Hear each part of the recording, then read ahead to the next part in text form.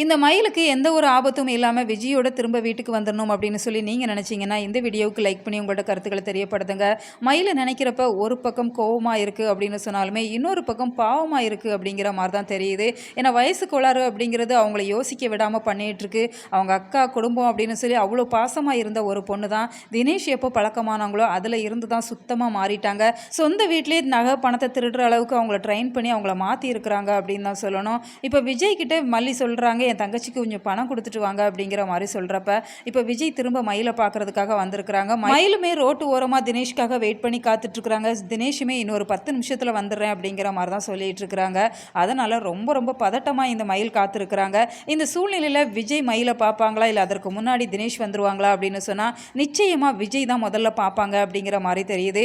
விஜய் பணத்தை கொண்டு கொடுத்தாங்க அப்படின்னு சொன்னால் இந்த மயில் பயங்கரமாக அதிர்ச்சி அடை தான் செய்வாங்க.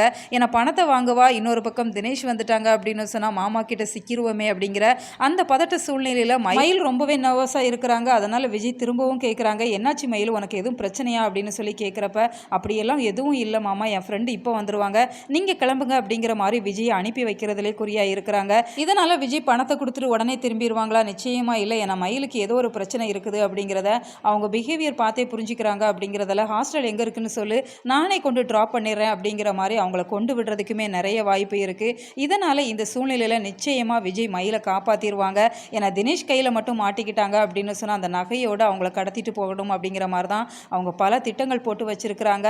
அதனால் இந்த சூழ்நிலையில் எப்படியாவது மயிலை விஜய் காப்பாற்றணும் அப்படிங்கிறது தான் ஒட்டுமொத்த சீரியல் ரசிகர்களோட விருப்பம். நீங்கள் இதை எப்படி பார்க்குறீங்க? உங்களோட கருத்துக்கள் என்ன அப்படிங்கிறத மறக்காம கமெண்ட் பாக்ஸில் தெரியப்படுத்துங்க.